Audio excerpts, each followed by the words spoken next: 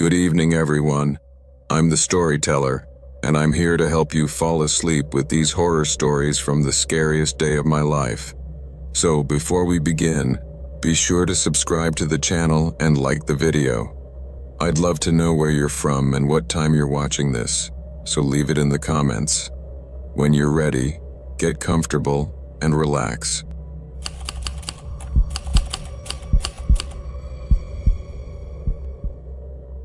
I've been cleaning houses for over 25 years, and look, I can tell you that it's not something I particularly enjoy, but it became my way of making a living.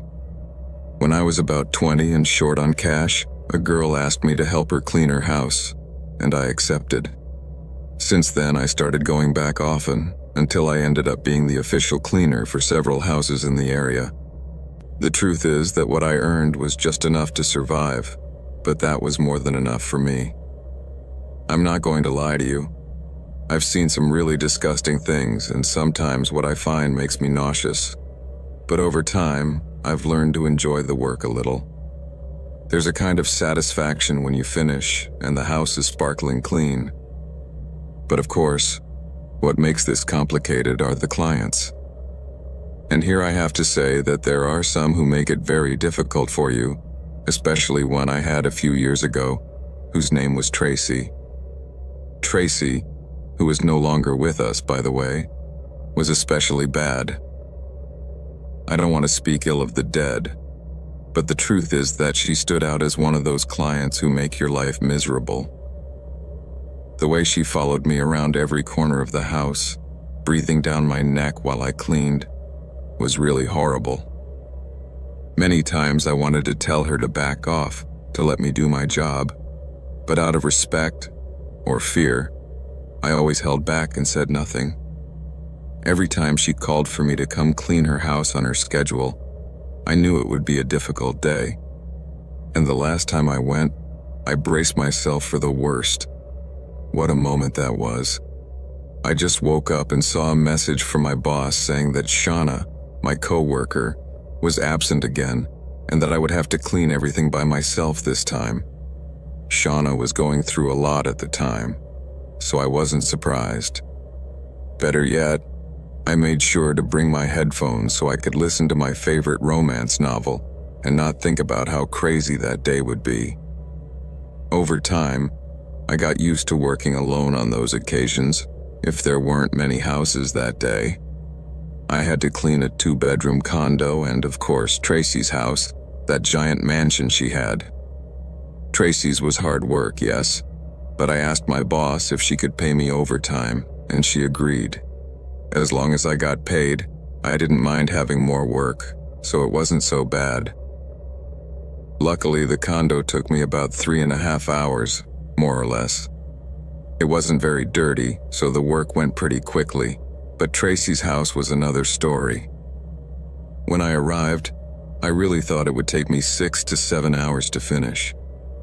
She lived in a huge 2-story house with a basement, and it had 4 bedrooms and 4 bathrooms, plus a giant dining room and an even bigger kitchen. A lot of space to clean. Usually Tracy would greet us at the door before we could knock, but this time, I just rang the doorbell, and nothing. There was no answer, so I rang again. But still, nothing. I started to call the boss to tell her that no one was home and that I couldn't get in without the key. Then she explained that there was a safe near the door with a key and a code, so they gave me everything I needed to get in while she was away. However, I can't lie to you, being alone in that house gave me a very strange feeling. Tracy was one of those clients who always had to be there supervising everything, making sure that not a speck of dust escaped her notice. But this time, I didn't see her anywhere. I shouted, "Hello," a couple of times just in case she had taken a nap and forgotten to set the alarm, but I didn't hear her. The house was old, so creaking noises were common, and besides, there was a lot of traffic on that street, so I kept working without paying much attention to it. The ground floor took me about 3 hours, and when I was done there, I went upstairs to start on the upper floor. I armed myself with my rag and spray and started cleaning the stair railing, but halfway up, right at the top of the stairs, I saw something I didn't expect. There was a pool of dark liquid at the top, and it wasn't clean. It was dark red, looked like blood, and was pooling right on the carpet covering that hallway. When the liquid could no longer be absorbed, it began to slide down the edge of the carpet, drop by drop. I was paralyzed for a second, speechless and wide-eyed. I took out my headphones to be more alert, and still in shock, I grabbed my phone and dialed 911, just in case. I followed the trail of liquid to the master bedroom, and on the way, I heard a thud that made me stop dead in my tracks. It couldn't be something outside. It was coming from inside. My heart began to beat faster, and my hands sweated profusely. With the rag in my pocket, I wiped my hands and carefully approached that area, feeling my heart pounding in my chest. Very carefully, I pushed open the bedroom door and stayed close to the wall to see what was on the other side. The room looked normal, but there were large bloodstains on the floor, as if someone had dragged a body from inside. The bed was still messy, and there were clothes on the floor, but that wasn't the creepiest part. What was terrifying was that large bloodstain, which seemed to have been caused by something very, very violent. The more thoughts came into my head, the more scared I felt. And suddenly, something caught my attention in the corner of the bathroom. I immediately looked over there, and that's when I saw something that made me freeze. A foot was hanging in the bathtub. I covered my mouth with both hands to keep from screaming, and at that very moment I realized I wasn't alone. Right behind me, someone grabbed my arm tightly and I couldn't hold back. I let out a scream of terror and elbowed him in the stomach out of pure reflex. He clearly wasn't expecting it, because he fell forward when I tripped him, and when he got up, I didn't give him a chance to do anything. I sprayed his eyes with my cleaning spray, and without thinking, kicked him in the groin with all my strength. I knew I couldn't stay there a second longer. I had to get out of that house and call the police, and let someone competent deal with that mess. So, without wasting any time, I ran down the stairs at full speed and shot out the front door like a bullet.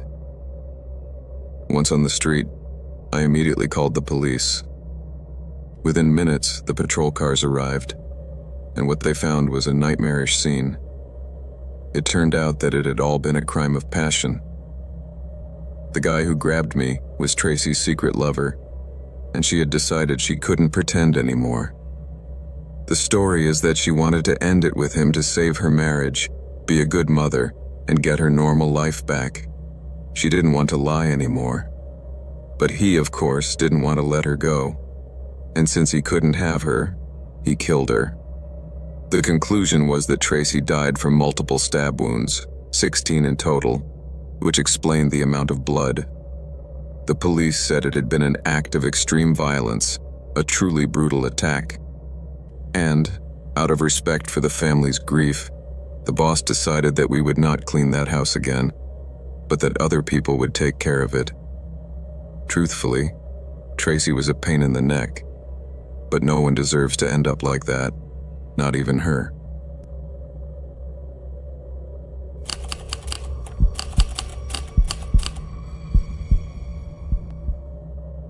I hadn't spoken to my ex-girlfriend Marta in a few weeks.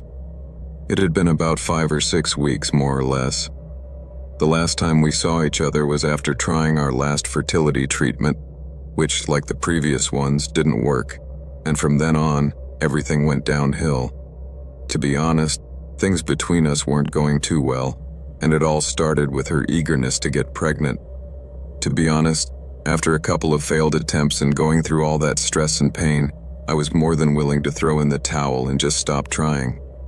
It wasn't that I didn't want to be a father, but I felt that we could be perfectly happy without children, if that was God's will. But this wasn't the case for Marta. Becoming a mother was too important to her, almost an obsession. And even though I suggested adoption as an option on several occasions, she rejected it immediately, saying that she wanted our children to be ours, and that she wanted to experience motherhood like any other normal woman. The thing is, after that last failed attempt, things finally fell apart. She stopped responding to me and answering my messages.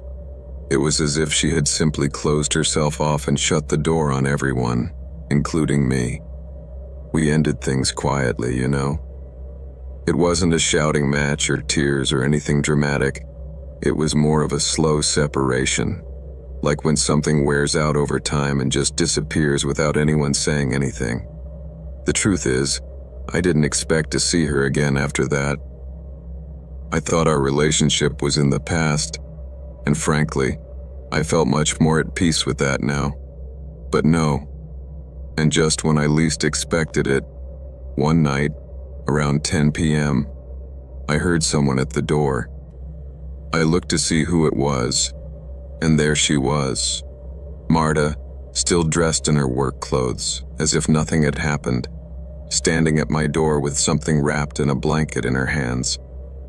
I was paralyzed. I had no idea what was going on. I stared at her, motionless and silent, while she just looked at me with an expression I had never seen before. Suddenly, without saying hello or anything, she simply blurted out, "His name is Ethan. I need you to meet him." And that's when I realized that what she was holding in her arms was a newborn baby. I was in shock. What the hell is going on here? I asked myself, completely overwhelmed and confused. But when I looked closer, I realized it wasn't a real baby. It was one of those dolls that look so real they give you the creeps when you look at them. The thing is, she was holding it with so much love that it seemed like it was the most important thing to her at that moment. And I was like, "What the hell is this?" I asked her, "What is this, Marta?" And she simply said, with a calmness that sent chills down my spine, "It's our baby, Ben." I'm finally a mom. At that moment, I felt like I'd been punched in the stomach. I froze, not knowing what to say. She was still there, looking at me with that same strange calm, holding that thing in her arms and saying that I had finally become a father. I was completely thrown off balance. I swear, at that moment I was waiting for her to burst out laughing and tell me it was a joke. But that didn't happen. She was serious somehow. At that moment, I just wanted her to leave, to go away so I could get back to my normal life. I was very tired and had a lot to do the next day. I didn't have time for this nonsense, so I politely told her that it wasn't a good time and to please leave. But she just took a step forward, as if she hadn't heard a word I said. I tried to close the door and stand in her way, but she looked me in the eye and said in a voice that, honestly, I still can't forget, "If you close that door, I'm going to end everything tonight, and it will be your fault. Do you understand me?" And I swear her gaze didn't waver. Her eyes were fixed on me, as if she really intended to do what she said. I stood there, motionless, with the door between us, feeling all my willpower evaporate. Finally, I made a move to walk away. I didn't want to fight. I just wanted her to leave. But she came in anyway, as if she lived there. Without asking or seeking permission, she went straight to the sofa and sat down, cradling that doll in her arms as if it were really her child. And I, still confused, didn't know what the hell to do. I asked her if she was okay, out of courtesy, or in case she needed help, and she just smiled at the doll as if it were her real baby and said, "We're adjusting. He cries a lot, but that's normal for a newborn." I stood there speechless and with my mouth open. I didn't understand what was going through her head, but it was clear that she wasn't in her right mind. She looked at me as if waiting for me to say something, but I honestly couldn't. Then she started giving me a whole lecture about her feeding routine and how she had to wake up every 2 hours, that Ethan, which was what she called the doll, liked to sleep with white noise, and that she had driven around the block several times in the car because he wouldn't calm down. She talked and talked about her new role as a mom and how exhausting it was, and the truth is that listening to that monologue made me increasingly uneasy. It all seemed crazy, as if I were in the middle of a bad dream, but it was real. I was there, glued to that sofa, debating whether to call someone or just run away. I thought that maybe if I offered her some water or something, she would leave in a while. But no, she was still there, stiff and unblinking. Suddenly, she got up and said, "She needs her crib. I brought it. It's in the car."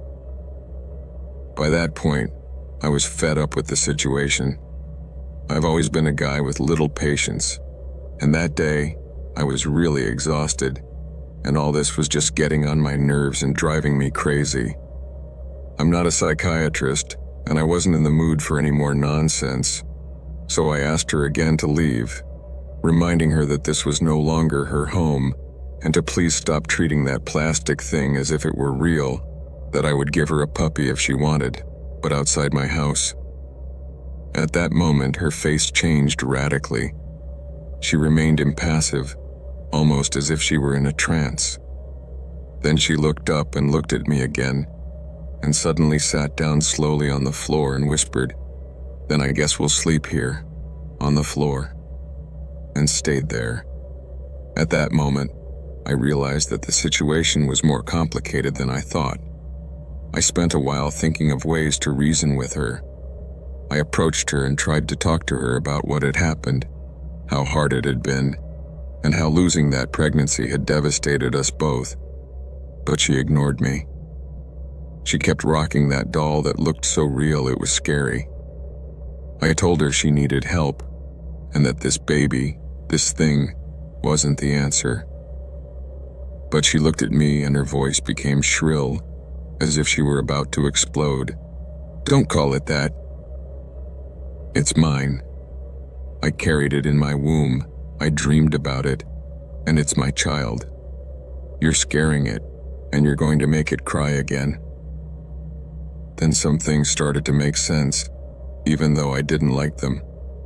She hugged the doll and turned away, as if I were the threat, as if she were afraid I would hurt that thing.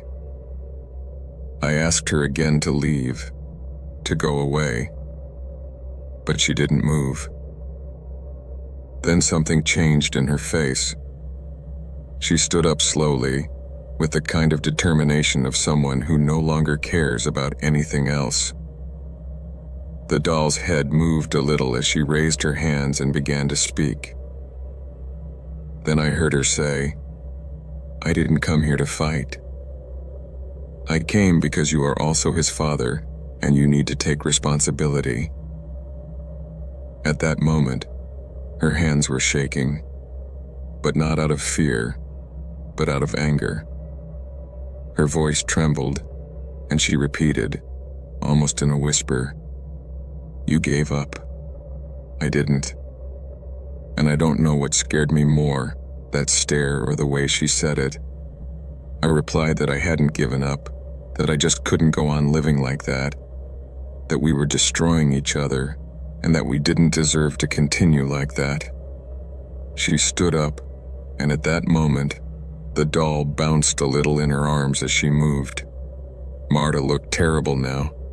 Her expression was completely distorted, as if she were another person, as if those feelings she had inside were tearing her apart.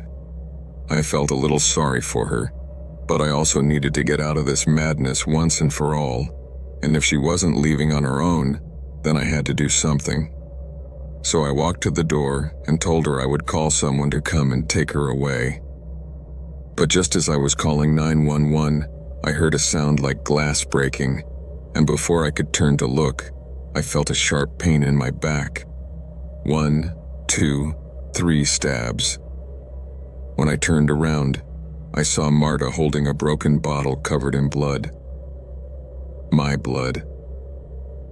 At that moment, the pain overwhelmed me, and I realized she had stabbed me with it. The doll was still in her arms, just as steady as ever, and she was just whispering, "I protected you. I protected you." That's when I completely lost my temper. I couldn't believe what was happening. In the midst of panic and frustration, I grabbed the doll and slammed it hard against the wall, and the bottle in her hand fell to the floor. I kicked it away and pushed Marta into the house, going outside and closing the door while begging the operator to send an ambulance as soon as possible, because that crazy woman had stabbed me in the back and I had no idea how badly she had hurt me. The police took only a few minutes to arrive, and the ambulance was right behind them. I let them into the house while the paramedics attended to me, and then I saw her there on the floor, still holding the doll in her arms, rocking slowly. She was singing some kind of lullaby while she cried. She seemed completely broken mentally. At that moment, I felt very sad for her, despite what she had just done to me. The officers took her out of the house and she didn't resist. She just asked them to leave her baby with her, and they agreed. When she left, she didn't even look at me once. One of the officers asked me if I wanted to press charges, but I didn't. I just wanted her to leave and get help. Fortunately, the wounds were superficial. The sharp edge of the broken bottle was too small to cause deep wounds, which made me feel very lucky, because if it had broken differently, I might not be telling this story today. I spent the whole night cleaning up the broken glass and bloodstains on the floor and wall.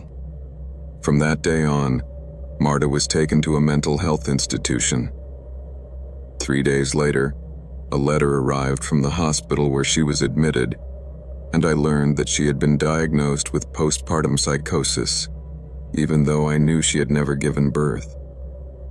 They said she could be there for a long time, and that she had asked about me. I didn't respond. I just closed that door in my head and got on with my life. Maybe you think that was insensitive and selfish of me, and maybe you're right, but I really couldn't deal with the whole situation. Marta was already in my past, and I needed to get my life back on track, away from all that drama. Shortly after, I started dating someone else, and we're still together, but still without children. I also heard from Marta again a couple of years ago, through a mutual friend. Fortunately, she's doing well now. She finally got married and has twins. You see, there was a happy ending after all, even though things came very close to ending for me that night.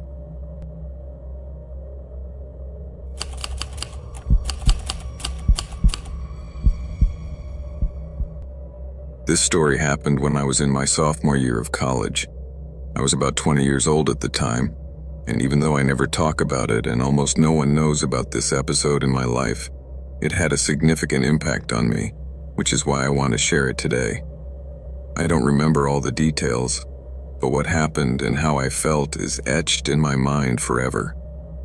I lived in an apartment building, one of those complexes where several houses are joined together, and nearby, there was a small shopping center that became very popular in my neighborhood. There were several stores, restaurants, and even a supermarket where I worked while studying full-time. I only worked on weekends because my schedule was complicated. The weekends were especially busy, as many people went shopping after work, which meant that the place was always full. To be honest, I liked my job, even though it could be quite tiring at times. I was responsible for organizing the products in their respective places, so time flew by. Although, of course, from time to time I had to deal with difficult customers, but that wasn't so common. One day, one of my managers called me during the week and asked if I could come in because they were short-staffed. I had just finished a class and wasn't too thrilled about it, but I thought a little extra money would come in handy, so I accepted. Besides, it was a 6-hour shift, and we closed at 11 p.m. which wasn't that late, and it gave me at least 7 hours to sleep, since I had class at 7 a.m. the next day. Yes, I was going to get little sleep that night, but I told myself it was just this once and went ahead. Around 10:30 p.m., the store was almost empty. I was in the produce section, organizing the last few items, when my manager called me on the radio. "Jama, go pick up some shopping carts that were left outside," he said. I didn't like that task because those carts are heavy and I'm not very strong, but I didn't want to get scolded, so I went out and got to work. As I was bringing in the carts, I heard someone calling me from the parking lot, so I turned around to see who it was, and that's when I saw a guy in his mid-20s approaching. The man was carrying a backpack and looked like a college student, and when he reached the store entrance, I asked him if he needed anything, but he just looked at me with a blank expression and asked if we were still open and if he could pick up a few things. I said yes and offered him one of the shopping carts I had, but at that moment he looked at me strangely, then nodded and asked me to hold his backpack. I wasn't sure if I should do it, but I couldn't be rude, so I agreed. However, the moment he handed me the backpack, he pulled out a gun and pointed it at my neck. "If you scream, I'll shoot you. Come with me and don't say a word," he said as he held me at gunpoint. The fear I felt was indescribable. It felt like everything was falling apart around me, but I couldn't move or make a sound. I was paralyzed. Then, to my utter panic, he started forcing me toward his car, still with the gun pointed at me. I had no idea where he was taking me, and honestly, I was too scared to think about it.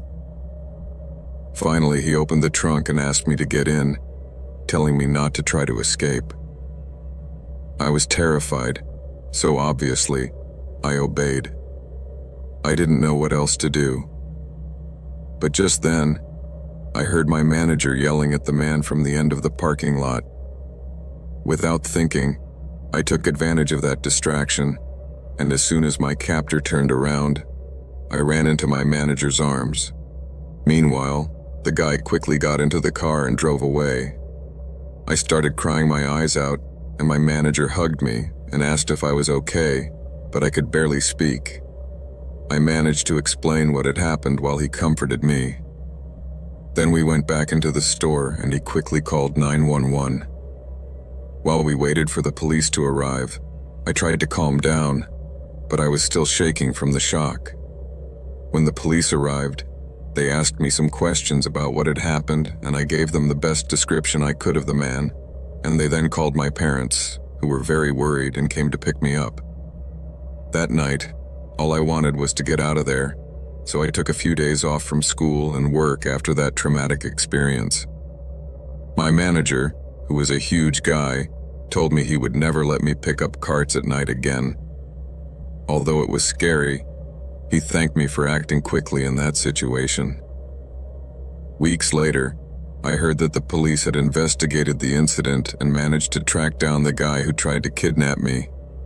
The gun he pointed at me turned out to be fake, although that was never confirmed or denied. I still get chills every time I think about what happened, and I've learned that there are dangerous people in this world. I want my story to serve as a warning to others to be alert and never let their guard down, because there are a lot of crazy people out there, and sometimes they are closer than we think. Never underestimate your safety, no matter how small the situation may seem. Life can change in an instant.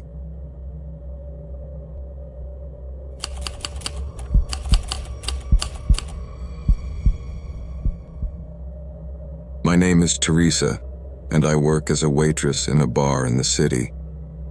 I've had this job for 3.5 years, and I really enjoy it most of the time, but I've also had some scary experiences. There was one in particular that was not only absolutely terrifying, but it completely changed my life. This happened about a year ago, and my life has been different ever since. I usually work quite late into the night, around 2 or 3 a.m. One night, I was very busy, as is often the case at the bar where I work every weekend. The sidewalk across the street is very busy with people passing by. There is a lot of traffic in this area, both vehicles and pedestrians, and it can be a bit chaotic. That day, it was around 1 a.m. when I saw a man walking down the sidewalk. He stopped and looked through the window. From where I was standing behind the bar, I had a pretty good view of the large window in front of us, so I could see the guy clearly. The man was wearing old sunglasses and a hat, but he seemed to be looking directly at me. Seeing someone wearing dark sunglasses in the middle of the night is always a striking detail, because you're obviously not wearing them to protect yourself from the sun, and in this case, the same goes for the hat.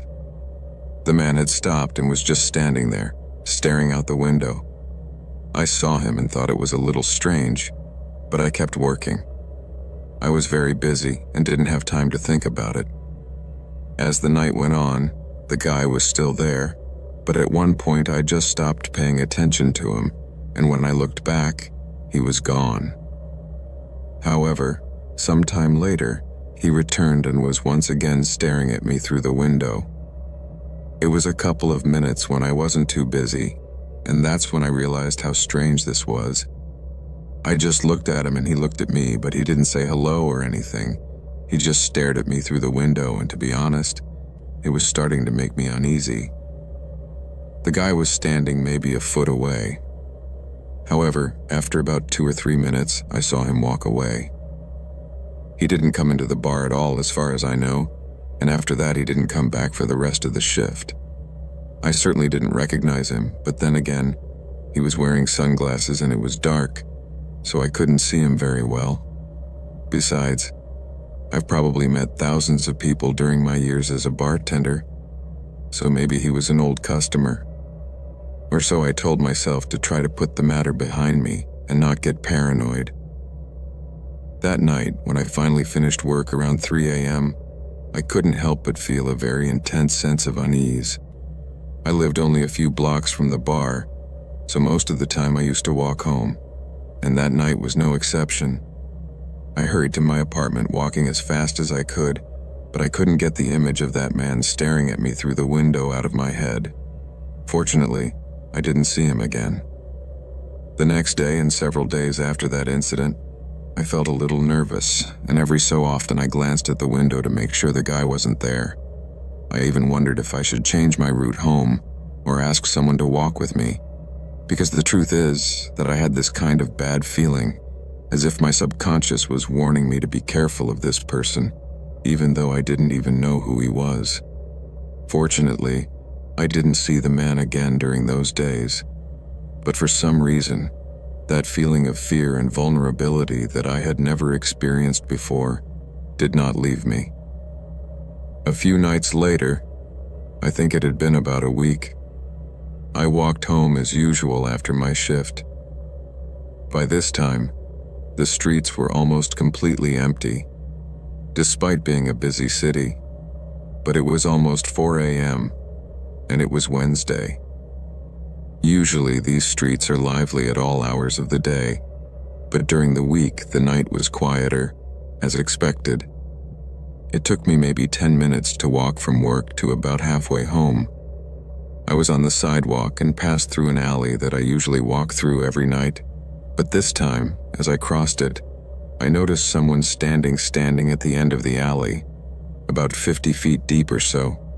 It was certainly creepy that someone was standing in the middle of a dark alley at that hour. I looked up just out of instinct, and to my horror, I realized that this was the same man who had been watching me through the bar window. I recognized him because he was still wearing his strange sunglasses and hat, and I should clarify that these strange glasses weren't strange in a funny way.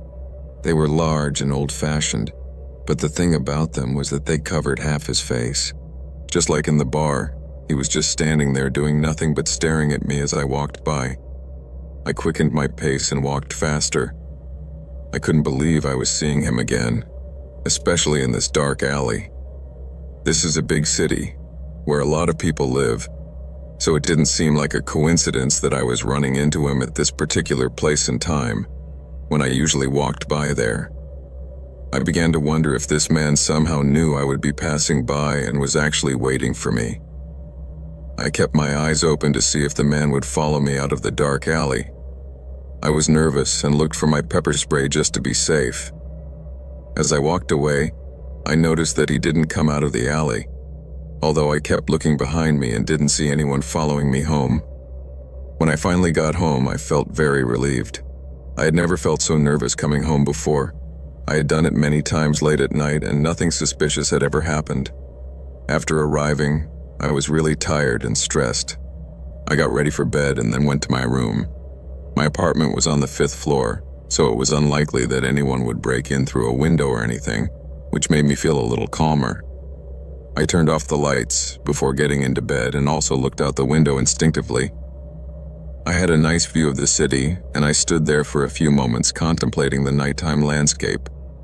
But then I looked down at the street, and as I did, my heart skipped a beat. The man was standing right there on the sidewalk, staring at me again, as if he knew exactly where I lived and was certain that I would look out of that very window. I quickly moved away from the window and then covered it with the blinds.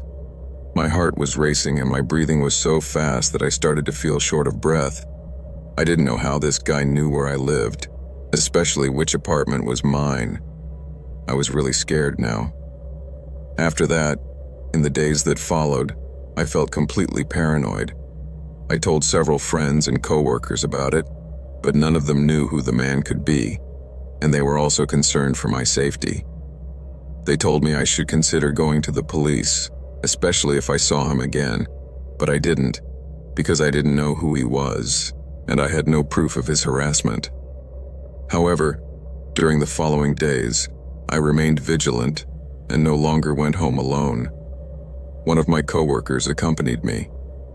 For a while, maybe 3 or 4 weeks, nothing else happened, and I didn't see the guy again, so I had simply forgotten about the whole situation. But then one night, I came home from work and was getting ready for bed as usual. I was in my bathroom washing my face when I thought I heard a noise coming from the hallway of my apartment, just outside my door. With the water running right next to my head, I couldn't hear very well, so I turned off the water in the sink and listened carefully, putting my ear to the door. And just then, I heard the doorknob of the front door turn, but fortunately the door was locked. Then there was a pause of about 30 seconds, followed by a knock on my door. I was completely paralyzed and panicked. I hadn't seen anyone, but I knew it was the same guy. I remembered everything that had happened in the last few days, and at this hour, I didn't know who else it could be. I walked to the door very slowly and quietly. I looked through the peephole, and sure enough, it was him, standing right outside my door. I wondered how he had gotten into the building, but it didn't matter. What mattered was that he was now behind my door.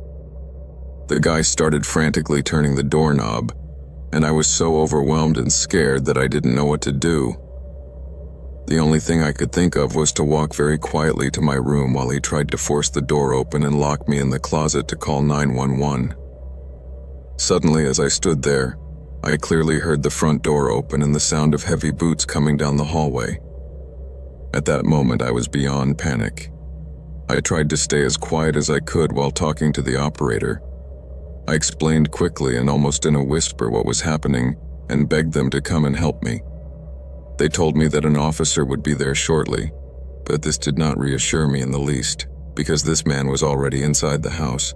While I was on the line, I could hear the guy trying to open my bedroom door. He had already managed to open the front door, so it was only a matter of time before he broke into my room. Worst of all, I was so nervous and scared that it didn't even occur to me to start screaming for help, as silly as that may seem. I carefully returned to my bedroom door, tiptoeing across the carpet. Then the guy paused in his struggle with the doorknob, and I could hear his heavy breathing followed by a macabre, low, hoarse laugh that seemed to come from his chest. Then he started calling my name in a very sinister way, as if he knew I was right behind the door. I took several steps back, trying to stifle a scream, and he began to struggle with the door again, trying to get in. I was completely terrified. I could only think of the moment when he would finally open that door and enter my room. But then I began to hear sirens coming down the street, and a few minutes later the police began to knock on the front door and demand that the guy come out with his hands up. But not only did he not do so, he continued to struggle with my bedroom door, trying to get in, and now he was frantically yelling at me to open it, while I started yelling at him to go away and leave me alone. Suddenly, seeing that the man was not complying with their orders, the officers kicked open the door to my apartment, possibly with a strong kick, and entered. Then I heard them shouting and searching the apartment, their boots echoing down the hallway behind the door. But I didn't understand what was happening because this man was still struggling with my door, calling my name and demanding that I open it.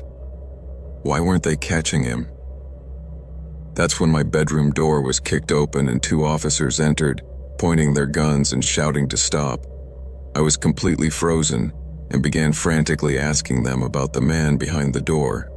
They looked at each other and told me that whoever had been in my apartment was already gone because they had searched the entire place and found no one, and my apartment was quite small. There was nowhere to hide. But not only that, a few seconds before they entered, I could still hear the man behind my bedroom door. I was completely baffled, and so were the officers.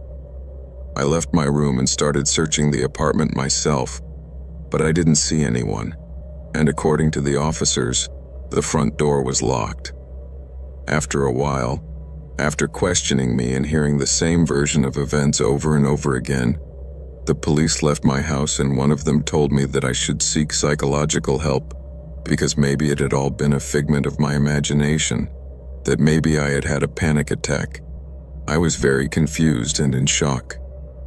I didn't sleep at all that night, and the next day, when it was my shift again, I was standing at the bar serving drinks when suddenly I saw the man again, leaning out of the bar window, wearing the same clothes, the same dark glasses, and the same hat. I was terrified when I saw him, and that's when I called one of my coworkers over, pointed him out, and asked if he had ever seen him before. But his response left me frozen. Not only had my coworker never seen him before, but he couldn't see him now either. At that moment, I felt my stomach sink because I could see him clearly. He was a large man wearing a hat and sunglasses, and he was only a few feet away from us. It was impossible that he couldn't see him. Now I was more terrified than ever and very confused. Was he a spirit? A ghost who wanted to torment me? The answer to these questions would come a week later. After that day, I began to see the man every day, not just at work, and I also heard him trying to open the door to my apartment again. This was driving me crazy, so I decided to take the police officer's word for it. Maybe I was being overly paranoid and experiencing panic attacks, so I made an appointment with a well-known psychologist in the city, and after a couple of sessions, I discovered that I was suffering from schizophrenia. The diagnosis was absolutely devastating for me because, like many people, I also used to associate this word with madness, and my first reaction was to collapse on the floor and start crying. However, the doctor then explained everything to me and told me that by taking the right medication, I could lead a completely normal life and never have these kinds of episodes again. Since then, I have been taking treatment and attending therapy regularly, and I am happy to say that the doctor was right. The man with the glasses disappeared completely from my life, and I have never had another episode like that since.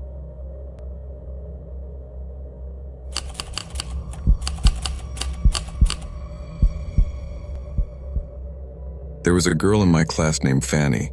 She was quite quiet and reserved and didn't have many friends. In fact, I used to think she was a little strange. However, one day I started talking to her during recess, and to my surprise, she turned out to be a very nice and funny girl, so much so that we became best friends quite quickly. Fanny and I saw each other all the time, since we also lived relatively close to each other. I even got to the point where I spent practically every weekend at her house, and then we would go to school together. I was at her house so often that I got to know everyone in her family. Her mom, her dad, and her half-sister, who was her mom's daughter from a previous marriage. However, even at my age, I could see that there was something strange about her dad, Roby. He always seemed very interested in me, and he often tried to play fight with me, which I didn't think was normal. I mean, the thing is, when he was around, I felt really uncomfortable. Roby was a short, fat man with gray-white hair who always had a strange smile on his face.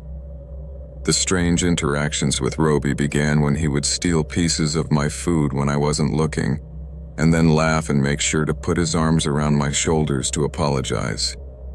He was always wherever Fanny and I were, in the rooms upstairs or downstairs in the garden, no matter where, because he was always hanging around. One day, Fanny's maternal grandmother was visiting their house, and Roby kissed her on the mouth as a greeting, and as if that wasn't strange enough, it turned into a French kiss, the most creepy I've ever seen in my life, or rather, the first. And he did this in front of Fanny and me. In some twisted way, the lady and he found this funny, as they both burst out laughing afterwards. I must say that I was completely horrified. That should have been reason enough never to return to that house, but I felt I had to do it for Fanny. After that incident, one day we were playing in Fanny's room, and Roby came in without asking permission. Out of nowhere, he started arguing with her, and at one point, took all her dolls and put them in a trash bag, threatening to throw them all in the dumpster.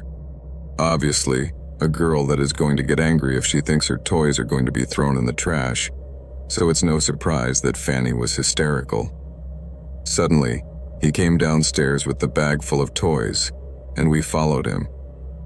On the way, he yelled at her and she yelled back, demanding that he give her dolls back, so he threatened her and said that if she yelled at him like that again, he would make her regret it. That's when he started. Seeing this, Fanny started pushing me toward the front door, which is right in front of the stairs, so that I would leave. At that moment, she was half laughing, as if trying to convince me that he wasn't serious, but even at that, I could tell that she was truly terrified and ashamed, and that she really didn't want me to be there to witness what was about to happen. As soon as I was outside the house, Rob slammed the door shut, and after a few moments, all I heard was Fanny screaming at the top of her lungs. I was very scared and didn't want to leave her, but all I could do was stand there until I found the courage to go back inside. A few minutes after the incident, I went upstairs, determined to help Fanny defend herself against Roby's, even if it meant getting a couple of belt lashes myself. However, when I reached her room, I found Fanny sitting on the floor, brushing the hair of one of her dolls. She was smiling at me, but her face was obviously stained with tears. There were no visible bruises or marks on her face or arms, but he could have hit her anywhere on her body that was not visible to the naked eye. At that moment, I didn't know how to feel. I wanted to protect her, and I felt that the best way to do that was to keep going to her house, so I didn't say anything to my mom because I thought that if she found out, she would surely forbid me from going back there. Obviously, this was very foolish of me, because my mother could probably have called the authorities or done something to really help her, but instead I put myself at risk too, and just a few days later, an incident occurred that I will always remember as one of the most disgusting and horrifying experiences of my entire life. That night I had stayed over at Fanny's house, as was my custom, and I woke up in the middle of the night feeling thirsty. Fanny's room was the first one down the hall, so it was very close to the stairs, and I decided to go down to the kitchen to get some water. But when I reached the bottom of the stairs, I glanced into the living room, and that's where I encountered a scene so shocking and repulsive that I will never be able to forget it. Lying on the sofa was Roby, wearing nothing but his socks, holding his cell phone in front of him with one hand and with his other hand between his legs. He was doing what you're thinking.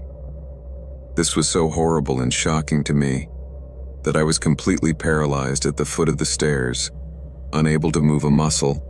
But the most chilling and disgusting thing of all was that when he realized I was watching him, and even though my state of panic was surely evident, he didn't stop.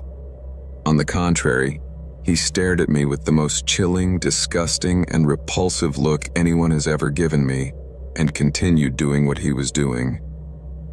This traumatic encounter lasted only a few moments, and as soon as I was able to recover from the shock, I ran upstairs completely terrified, entered Fanny's room, and locked the door.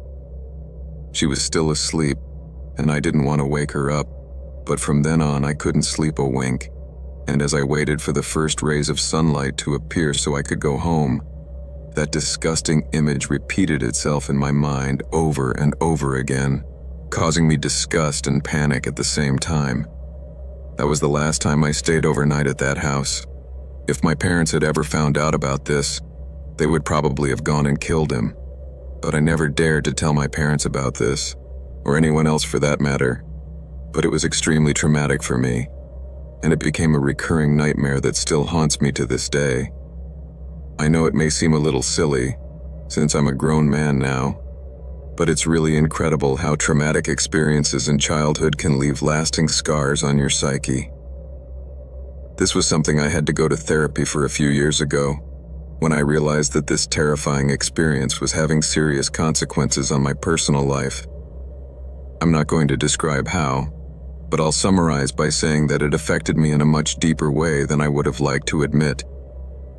But I wasn't the only one this man left with significant trauma in his life. A few years ago, I talked to Fanny about it. She now lives in another city and is in college. We met by chance at an academic event, and then we met at a cafe where we talked for several hours. That day, she finally opened up to me and told me that, like me, she also had to seek psychological help. She told me that a couple of years later, Robbie sexually abused her older half-sister, which finally prompted her mother to report him. She also mentioned that he beat her regularly, and a few weeks before he was arrested for what he did to her sister, he brutally beat her in front of a friend of hers, who also called the police, although for some reason, he was released on bail shortly after. That afternoon, my friend and I talked at length for hours. I also told her about the incident that night and how it affected me, as well as all the things I noticed when I stayed at her house. And finally, I let her know how happy I was that they had managed to get rid of that despicable man.